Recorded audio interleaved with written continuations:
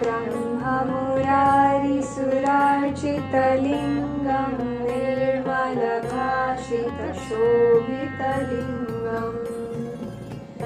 जन्म च दुःखविनाशकलिङ्गं तत्प्रणमामि सदा शिवलिङ्गम्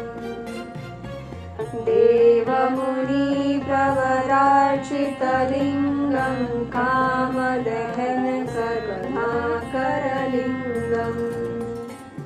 रावणदर्पविनाशनलिङ्गं तत्प्रणमामि सदा शिवलिङ्गम्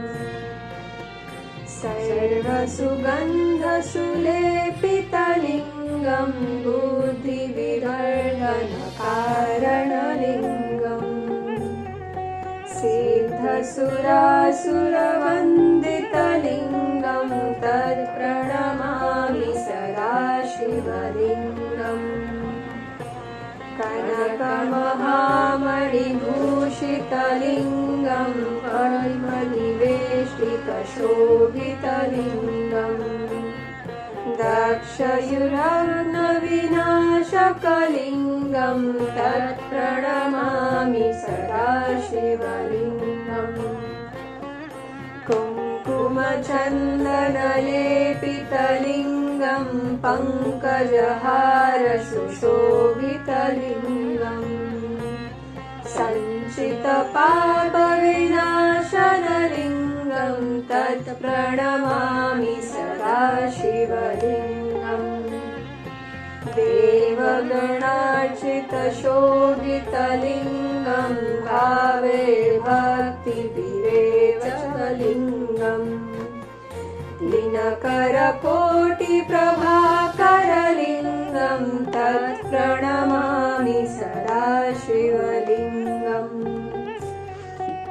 अष्टदठोपरिवेष्टितलिङ्गं सर्वसमुद्रकारणलिङ्गम्